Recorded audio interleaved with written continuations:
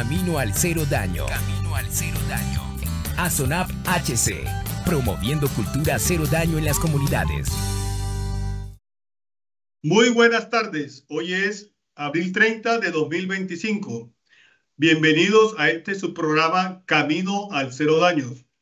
Como saben, este es un espacio creado por ASONAP, que es la Asociación Nacional de Profesionales de Salud, Seguridad y Medio Ambiente, un espacio creado en el cual cada miércoles traemos un invitado experto en algunos riesgos y compartimos su experiencia con las comunidades. Este es un programa dirigido especialmente a las comunidades, a las cuales les envío un saludo muy especial y el agradecimiento por estar conectados con nosotros en el día de hoy. Un saludo especial a nuestra directora Liliana Pérez y a nuestra coordinadora Diana Vergara y al Backmaster que nos ayuda con este programa cada miércoles. Hoy tenemos dos super invitados. Uno que se va a estar, previamente hemos grabado algunas opiniones y respuestas, y otro presencial. Se trata de Raúl Gómez, que es el director de Defensa Civil de la Sociedad Sucursal Córdoba, y Javier Ortiz.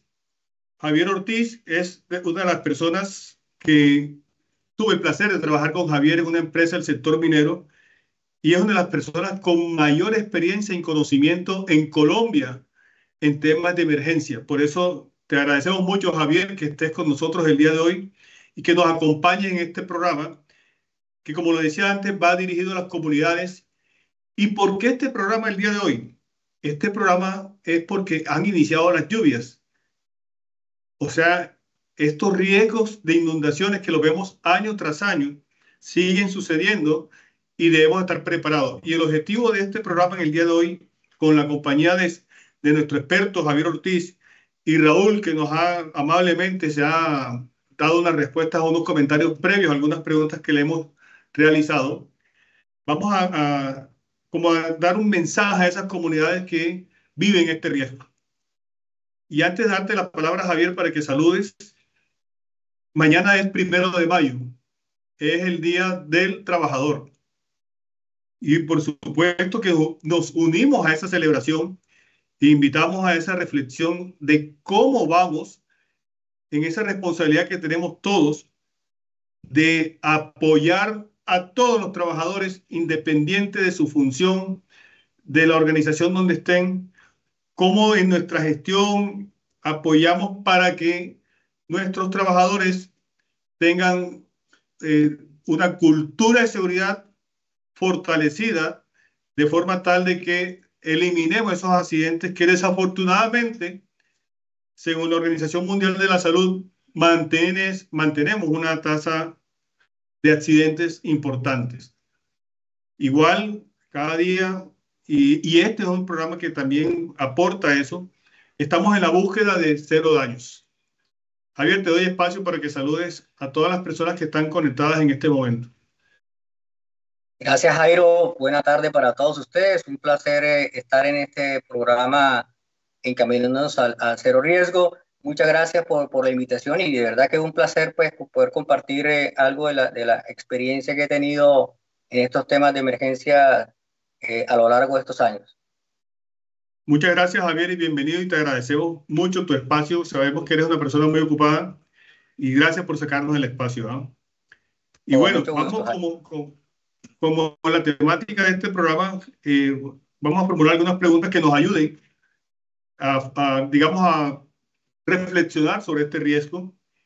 Y de paso también, si las personas que están conectadas tienen alguna pregunta, por favor nos las hacen saber. Este programa nos queda grabado y por supuesto después de cerrarlo, quedamos atentos a inquietudes o programas cosas que se puedan sugerir producto de lo que hablemos en este programa o otras inquietudes que posiblemente no han sido tratadas en este espacio. Como les decía inicialmente, hemos decidido hablar de este tema porque están iniciando los periodos de lluvia y seguramente ustedes habrán escuchado noticias en el cual la familia se va a un día de esparcimiento en el río está calmado, tranquilo, y de pronto aparece una creciente y lamentablemente con consecuencias nefastas porque es un suceso inesperado. Javier, vamos con la primera pregunta. ¿Cuáles son las consecuencias de las inundaciones, Javier? Bueno, gracias, Jairo. Sí, lamentablemente las consecuencias de las inundaciones ya las hemos visto, algunas de las poblaciones, los eh, compañeros, nuestros, conciudadanos nuestros colombianos, pero lo han vivido desafortunadamente. El primer impacto que se nos da en las inundaciones es la afectación en la gente. Obviamente son familias que son damnificadas, sus viviendas son totalmente afectadas, todos sus enseres pues desaparecen, los semovientes, todos los que son bienes de producción igualmente son afectados, todos los cultivos, etcétera. Eh, También afectan todo lo que son los bienes de producción, los bienes comerciales, etcétera, porque todo desaparece desafortunadamente. O sea, la inundación arrastra con todo lo que se ha generado, lo que se ha construido pues con esfuerzo. El tema de estas afectaciones es lo que viene posteriormente, es cómo nos podemos nosotros recuperar. Las afectaciones y las estadísticas son muy grandes. Desafortunadamente en nuestro país el tema de establecer cuántos han sido las cuantificaciones, o sea, cuantificar han sido estos daños, pues desafortunadamente no tenemos unos registros confiables para ellos, pero lo que sí es claro es que definitivamente las afectaciones han sido significativas para las poblaciones y para todo lo que son los medios de producción y de sostenimiento básico para todas estas familias de las riberas, de los ríos y de las zonas bajas de nuestra Colombia. Gracias, Javier. Fíjate que, por supuesto que es lo principal que debemos pensar en las afectaciones a las personas, a los seres humanos, pero también toca un tema que al final es importante, ¿verdad? El esfuerzo de muchas personas de muchos años que, que han hecho, pues, es su sustento y de un momento a otro quedan sin nada por una inundación de este tipo o una creciente, ¿verdad? Digamos, Jairo, que hay dos factores allí. Pues por un lado, obviamente está el hecho como lo mencionamos, lo que tiene que ver con los medios productivos, pero también está todos esos enseres, elementos básicos con los que ellos han surtido pues todas sus viviendas, enseres electrodomésticos, neveras, etcétera, ropa, alimentación, todo eso se pierde. O sea, que ellos han construido pues con mucho esfuerzo, todo eso se pierde. Y el agravante es que el medio de sustento que pudiera permitirles a ellos recuperarse, pues también se pierde. Entonces están desafortunadamente en el peor de todos los mundos. De acuerdo. Y mencionaste otro tema que me parece muy interesante resaltarlo, porque es que cuando viene la inundación, pues la consecuencia inmediata es la que vemos, ¿verdad? La persona que directamente es afectado por esa inundación. Pero has mencionado algo que me parece interesante, el riesgo biológico. Es decir, lo que aparece después de la inundación, los hábitats naturales de estas especies, dígase reptiles y ese tipo de cosas que también buscan su protección al final, pero que también pueden tener consecuencias en el ser humano. Entonces, muchas veces ese es un riesgo que pues no somos tan sensibles, porque nos sensibilizamos es con lo inmediato que sucede, ¿verdad, Javier? Absolutamente. Y detrás de eso que mencionas, pues también hay enfermedades a las cuales están expuestos todos estos grupos poblacionales, ¿no? Sobre todo los niños, que son sobre todo más vulnerables. Porque pues recuperarnos de una inundación pues es un tema incierto, porque como no tenemos mecanismos para controlarnos, no tenemos mecanismos para evacuar esa agua. Tenemos que esperar que los medios naturales hagan su proceso digamos, de bajar nivel. Entonces eso lo que significa es que la población va a estar expuesta durante un buen tiempo a esos factores, mosquitos, plagas, etcétera, que van a estar presentes en este ambiente. Efectivamente, Jairo, es como tú dices.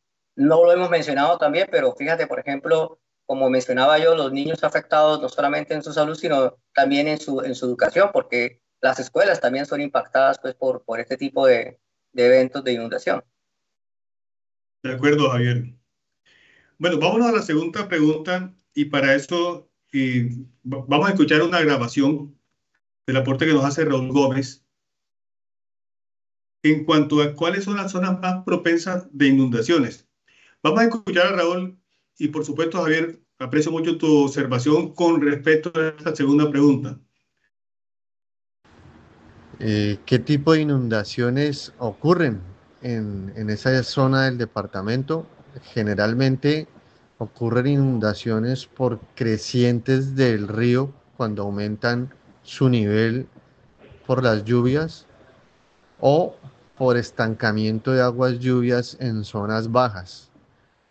También ocurren inundaciones, especialmente en las zonas urbanas, porque el alcantarillado no existe o es deficiente. Aquí en Córdoba es muy común ver que no hay alcantarillado para aguas lluvias, sino que el agua escurre por gravedad por unos canales.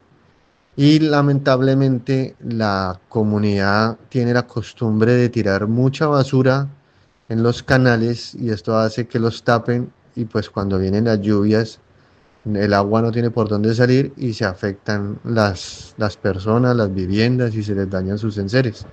Por eso es importante en el tiempo seco hacer campañas de mantenimiento de los canales, de limpieza y siempre eh, tratar de inculcarle a la comunidad una cultura de cuidado con el medio ambiente y hacerles crear la conciencia de que si arrojan basura a los canales, pues ellos mismos van a ser los afectados. Las zonas más propensas a inundarse son aquellas que están en las orillas bajas de los ríos. Este es otro fenómeno que ocurre mucho en el país y es que hay asentamientos de viviendas en laderas de los ríos y eso está prohibido. Generalmente deben de haber por lo menos entre 30 y 50 metros entre la orilla de un río y las zonas construidas, pero aquí vemos construcciones prácticamente en las orillas de los ríos. Entonces, cuando se sube el nivel del río, ya sea por una creciente súbita o por incremento de las lluvias, pues estas son las personas que principalmente se afectan. Javier, importante la reflexión que nos hace Raúl. Sobre todo destaco ese tema de la cultura de la ciudad, de los ciudadanos, que al final en el momento en que cometen estas imprudencias de las basuras, como nos dice Raúl en su grabación, pues no midemos las consecuencias de lo que va a suceder, ¿verdad? Y fíjate que se me ocurre cuando con la respuesta de Raúl o la observación de Raúl, cuando hablamos de esas zonas más propensas a las inundaciones, precisamente, desafortunadamente, por educación, por lo que queramos llamarlo, es donde se incrementa el riesgo. ¿Qué opinas tú de eso, Javier? No, absolutamente, absolutamente de acuerdo. Es decir, aquí existen factores, en general son todos asociados con comportamientos nuestros como seres humanos, o sea, nuestra interacción con la naturaleza. Es decir, conozco o no conozco los riesgos asociados con estar dentro o fuera de una zona de riesgo. Entonces, por ejemplo, lo que él mencionaba, efectivamente hay unas definiciones que se hacen respecto a la ronda de los ríos que están establecidos en los planes de ordenamiento territorial, que son del orden de lo que él mencionaba, son los 30 metros, pero eso es una definición, digamos, que se hace a nivel municipal, que debería ser pues, una responsabilidad de la alcaldía hacerlo cumplir. Pero además, nosotros como ciudadanos tenemos algunas costumbres, algunos comportamientos que nos exponen. Uno es lo que él mencionaba, entonces tiene que ver con el hecho de botar basuras en cualquier parte, muebles, enseres, electrodomésticos, etcétera, neveras, que las hemos visto, pues desafortunada y tristemente en las imágenes que han pasado pues por los diferentes medios de comunicación. Y eso pues lo que hace realmente es colapsar sistemas de alcantarillado, sistemas de drenajes, etcétera, y retienen el agua y por tanto los niveles van a subir y después entonces la ciudadanía está pensando en que la responsabilidad es en otro, está por fuera de ellos y es cuando realmente nosotros como actores tenemos algo importante que hacer. Él también mencionaba, reitero, algo que es supremamente importante y es que desafortunadamente por las necesidades propias económicas, etcétera, pues hemos venido observando cómo esas rondas de los ríos han venido siendo urbanizadas y urbanizadas con viviendas precarias. Entonces, que es otro factor. Es decir, una cosa es que tú hagas una vivienda en un material ladrillo con, digamos, una estructura que pueda responder de alguna manera a este tipo de eventos, pero también los hacemos en unos materiales que son muy endebles. Entonces, pues obviamente cuando vienen estas crecientes, estas inundaciones, pues desafortunadamente se lleva todo pues con ellas. Entonces sí, Jairo, nosotros como ciudadanos tenemos cosas que hacer conciencia primero como ciudadanos para evitar este tipo de exposiciones de riesgos y desde luego pues también las autoridades. De acuerdo, Javier. Entonces, mira que acá tenemos dos temas. Digamos, un tema de una situación de vivienda que de pronto debe ser controlada por las autoridades. Pero por otro lado tenemos el tema que tú comentas y lo hace, también lo comenta Raúl, la conciencia, ¿verdad? Social tenemos que como que hacer una labor social de cómo ayudamos, porque estos temas de esa cultura no desaparece de un día a otro, un día para otro, sino que vamos siendo parte del cambio, es decir, cómo vamos llevando el mensaje a esas zonas principalmente donde están expuestos estos riesgos de que tal vez las personas no miden la consecuencia de arrojar una basura a donde va la corriente natural del agua. Entonces, ¿cómo hacemos esta labor? Y es un mensaje para todos los que nos escuchan ahora, de que cómo vamos trabajando para llevar este mensaje a esas comunidades, pues para de alguna forma ir haciendo nuestro aporte para que esto no siga sucediendo, ¿ah? Claro, y estas situaciones desafortunadamente desbordan en algunos momentos y dirá uno que en general a la misma autoridad, porque es que la forma en que se dan los crecimientos de las urbanizaciones, llámese formales o informales, como lo quieras ver, esa forma de urbanizar es muy acelerada respecto a la forma o a la velocidad con la cual el Estado puede llegar con mecanismos de control.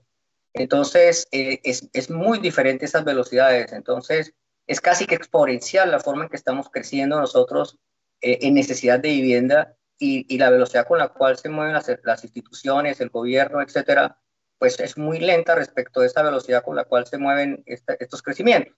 Eso hace también Sí. que tengamos un gap muy importante respecto a poder hacer esa formación. Entonces ahí es donde las juntas de acciones comunales, donde los colegios, donde la diferente infraestructura que es mucho más mediática a la comunidad, también tiene una responsabilidad de actuar, más allá, porque uno mira la alcaldía, etcétera, pues sí, evidentemente también es así, pero la conciencia entra pues en los diferentes actores que estamos jugando dentro de la comunidad. De acuerdo, Javier, gracias. Vamos a una tercera pregunta que tal vez, Javier, en la primera pregunta que te hicimos, tú la respondiste, pero quisiera pues como que reforcemos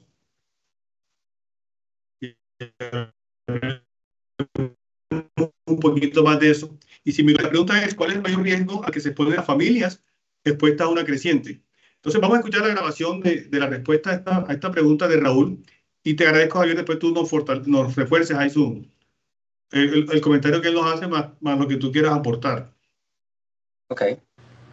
Los riesgos a los que se exponen estas familias que se afectan por inundaciones son varios. Uno de ellos es que cuando hay crecientes, especialmente de monte que llaman, baja mucha culebra o babilla y estos animales entran a las viviendas.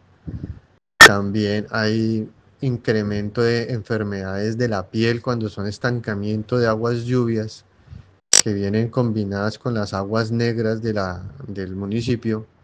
Entonces, estas familias donde se estanca el agua, pues sufren de problemas de la piel, problemas respiratorios y la proliferación de mosquitos que traen enfermedades como el dengue, el paludismo, la fiebre amarilla que está en este momento eh, creciendo en el país.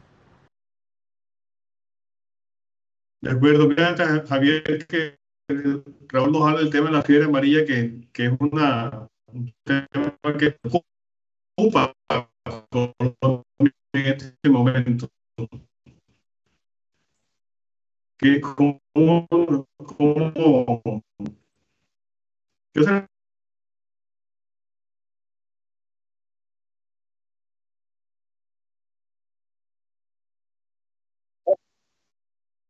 Ok, perfecto. Bueno, sí, mira, digamos que yo arrancaría por decir que lo mediático para mí son las vidas. Es decir, desafortunadamente a raíz de estos eventos, lo primero que podemos perder son vidas.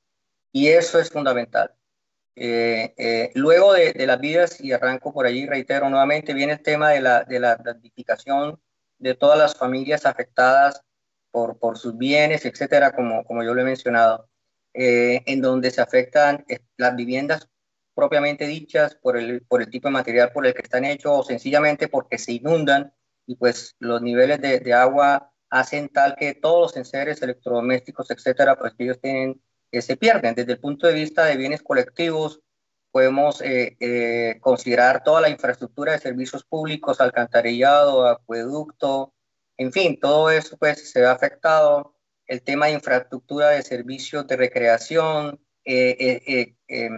instituciones educativas, instituciones públicas, hospitales, centros de servicios, etcétera. Todo ese tipo de servicios se ven afectados y por tanto obviamente redunda en el hecho de cómo atender la integridad y la salud de quienes han sido afectados y por tanto obviamente vamos a tener demoras en no poderlo hacer.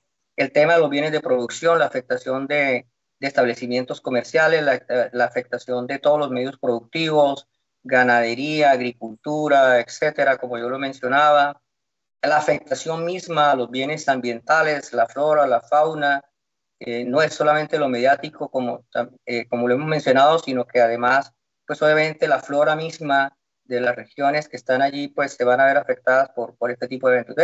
Digamos que los impactos son enormes, son significativos, y por eso pues hay que poner pues mucha atención a ver cómo buscamos mecanismos de remediación que entendemos no son fáciles por lo que ya he mencionado. Ahí. Gracias, Javier. Mira, y se me ocurre hacerte esta pregunta que aparentemente es una pregunta sencilla, pero hablando un poquito más con detalle del concepto de qué es inundación y qué es creciente. Sí, digamos que la inundación básicamente, y lo explicaba Raúl en su disertación, tiene que ver con el hecho de que existen terrenos que están bajo ciertas cotas, ciertos niveles de elevación, que respecto a los niveles del agua, cuando ésta crece o cuando hay lluvias, por ejemplo, la lluvia se va acumulando y básicamente los niveles de agua van aumentando. Ese básicamente es un nivel de inundación. Ahora, que está causado por lo que él mencionaba. Digamos, hay unos taponamientos, hay un represamiento que se da porque algo se genera, se da como consecuencia de esos aumentos y los arrastres que tienen esas aguas, porque ya inicialmente empieza a drenar, pero ese drenaje empieza a arrastrar toda una serie de elementos que lo que va haciendo es aumentando los niveles, pues porque se va haciendo un represamiento. Hay un taponamiento de esa circulación y por tanto el nivel de agua aumenta. Esto es una inundación. Normalmente, ¿cómo se dan las crecientes? Pues básicamente se dan, y así se ha establecido, en zonas donde hay deforestación, o sea, es montañas arriba, etcétera, donde hemos afectado toda la flora que existe, la arborización, etcétera, y por tanto la capacidad del suelo para hacer retención. Entonces esa agua lo que hace es bajar de manera directa. Y a la medida que va bajando, va recolectando todas esas aguas como si fuera una, digamos, nuestra misma sistema de sanguíneo, digamos, en donde todo se va concentrando en las arterias y en las venas, porque todo llega ahí. Esto es exactamente lo mismo. Todas las aguas se van concentrando en un solo cauce y ese cauce sencillamente va aumentando en su nivel con el problema del agravante, mientras la inundación realmente son aguas que están estancadas y quietas allí.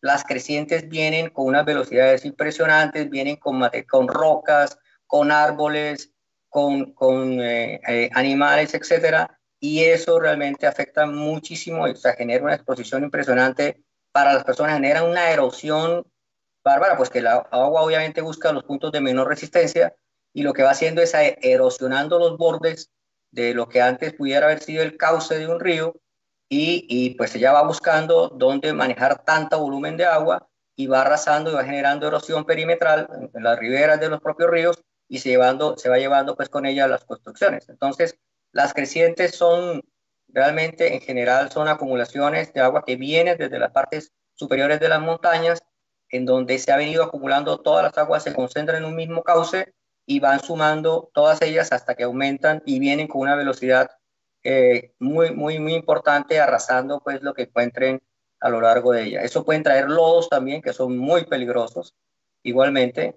Y como reitero, pues el tema de las inundaciones es el hecho de sencillamente pues, que los niveles van creciendo y van aumentando hasta que taponan pues las viviendas o lo que esté expuesto. Muy clara tu explicación, Javier, y te agradecemos. Y esto tiene una característica que son súbitas las crecientes, ¿verdad? Correcto, sí, Bueno, fíjate que el indudablemente. tiempo es cortico y no quiero antes de cerrar, Javier, muy brevemente nos hables de cuáles son esas entidades responsables de auxiliar a las comunidades cuando tenemos estos fenómenos. Bueno, mira, yo arrancaría, uno pensaría que obviamente tiene que ver con todo el sistema gubernamental, que sí, y ya lo tocaré, pero yo arrancaría por la comunidad misma, como lo hemos dicho. Digamos, la comunidad misma, nosotros tenemos un compromiso de hacer cosas, de entender el riesgo, ¿no es cierto? Y para eso, pues obviamente hay un mecanismo de conocimiento, etcétera, pero hay otras medidas de reducción que nosotros como comunidad podemos aplicar. Entonces yo arrancaría por eso. El segundo tiene que ver con todo el sistema de gestión de riesgos del país. Entonces, ahí entra, digamos, desde el punto de vista superior, toda la infraestructura del gobierno nacional, el gobierno departamental, el gobierno pues, municipal, todo lo que son los mecanismos de respuesta a emergencias, si estamos hablando pues, de la respuesta a emergencias, pero desde el punto de vista de educación, las instancias de gobierno que acabo de mencionar. Desde el punto de vista de gestión de riesgo, existen tres etapas fundamentales para hacer su gestión. Entonces, la primera etapa es generar conocimiento, conciencia, como lo decíamos nosotros. Es decir, debo yo saber que estoy expuesto y qué significa esa exposición. ¿Qué debería yo hacer para minimizar estas exposiciones? Eso es parte de la gestión de lo que se conoce como la gestión del riesgo. Luego viene el tema de la reducción, es decir, entonces, ¿cómo minimizamos esos impactos a través de una serie de mecanismos de control que reduzcan el impacto de ese riesgo antes de que se presente? Y finalmente, pues obviamente está todas las medidas de mitigación que se generan o se dan una vez que el riesgo como tal se ha presentado. Esas, digamos, son los tres mecanismos. Y volviendo entonces a lo que te mencionaba sobre las entidades de participación, como te decía, aparte del gobierno, las autoridades, las corporaciones autónomas regionales también son parte y arte de todo esto que está acá, porque las corporaciones son las que ayudan también a identificar todas estas zonas inundables, mecanismos de control, desarrollar mecanismos de control, etcétera, etcétera, etcétera. Las autoridades sanitarias mismas, ¿no es cierto? De carácter municipal y departamental. Entonces, hay toda una serie de actores que cada uno dentro de su ámbito mismo de actuación, pues tiene una injerencia directa sobre el control de este tipo de fenómenos. Muchas gracias, Javier. Muy interesante lo que nos dices y sobre todo que es importante tenerlo presente porque el momento del riesgo o de la ocurrencia de materializarse estos riesgos es importante saber quién nos puede apoyar y a quién nos podemos dirigir. Bueno, realmente ha sido un tema muy interesante, Javier, y te agradecemos más la participación que ha tenido Raúl vía grabación, ¿no? Pero quisiera cerrar el programa para que nos digas tres recomendaciones muy brevemente, que no quiero cerrar el programa sin que escuchar de ti, que eres un experto en este tema, por lo que tu trayectoria y tus conocimientos que has desarrollado a lo largo de tu carrera. Tres recomendaciones brevemente, Javier, por favor. Bueno, la primera recomendación gruesa arrancaría como lo he mencionado, por el tema del conocimiento. Es importante que las comunidades tengan la información de los riesgos a los cuales están expuestos y cómo poderlos manejar. Por tanto, debe haber una evaluación del riesgo, debe haber unos planes de comunicaciones que permitan llegar a las comunidades por los diferentes medios para poder generar ese tipo de educación. Desde el punto de vista de la reducción del riesgo, pues hay muchas cosas que se pueden hacer. Todo el tema de infraestructura, adecuación hidráulica de los cauces de los ríos, adecuación hidráulica de los alcantarillados, adecuación hidráulica del manejo de drenajes. En fin, hay toda una serie de mecanismos que se pueden utilizar. La limpieza misma de todos esos cuerpos de agua, la frecuencia pues, de las mismas, la conservación de las secciones transversales de los ríos, pues porque esos ríos se colmatan, se llenan de mucho sedimento, etcétera. y entonces la sección transversal se va disminuyendo y por tanto el nivel de agua pues va creciendo y se desborda. Obviamente, no porque el cauce como tal esté crecido, sino porque hay mucho sedimento en la parte del fondo del río como tal. Entonces, esos serían mecanismos para poder actuar. También entonces existe la construcción de diques, de embalses que permitan manejar esos cauces, esas aguas, ¿no es cierto? El tema de la reforestación, identificando en las partes superiores qué ha pasado con toda esta deforestación y generar toda una cultura de reforestación y conservación de la flora que existe en los sitios circunvecinos a estas poblaciones. Desde el punto de vista de manejo de desastres, pues básicamente pues aquí viene todo lo que es los sistemas de alerta, que existan mecanismos de monitoreo en las partes superiores de los cauces de los ríos, en donde se detecten crecientes de manera oportuna y que tengan un mecanismo de alerta para que las comunidades puedan tener información oportuna y poder entonces movilizarlos a un sitio seguro, unos albergues, por ejemplo. El tema de la capacitación a los equipos de emergencia, a la defensa civil, a los bomberos, a la Cruz Roja, darles equipamiento para que ellos puedan trabajar, por ejemplo, motosierras, cuerdas, botiquines, en fin, una serie de elementos que yo diría que son lo básico para que los equipos de respuesta pues nos puedan dar el soporte que se necesita. Y finalmente, algo que no es menor y es el plan de recuperación. Es decir, ¿cómo vamos a hacer para podernos recuperar? Ya pasó lo que pasó, tristemente, desafortunadamente, y pues no podemos negarnos que el paso importante es cómo nos recuperamos de eso. Y esto es desafortunadamente en general en el país, en donde sumado a las deficiencias que tenemos en las respuestas, tanto de manera proactiva, como mencionaba yo en el tema de conocimiento, etcétera, en las mismas implementaciones de medidas de reducción, pues desafortunadamente también adolecemos de tener planes de recuperación que vayan encaminados a que podamos tener una buena recuperación después de estos impactos. Y por tanto, las comunidades al verse afectadas, pues vemos nosotros que esto también genera desplazamientos y necesidades de tipos sociales y económicos que se acrecientan y se van para otros sitios, y lo que hacemos es llevar un problema para otros sitios. Muchas gracias, Javier, sobre todo esa última parte, que muchas veces no estamos preparados, las comunidades, los países o las ciudades como tal, en este tema de la recuperación después de la inundación. Bueno, este tiempo se nos ha acabado y quiero dar un agradecimiento especial, Javier, a tus aportes en este programa, y por supuesto a Raúl, que seguramente él por sus ocupaciones no pudo estar en vivo con nosotros, pero seguramente verá el programa.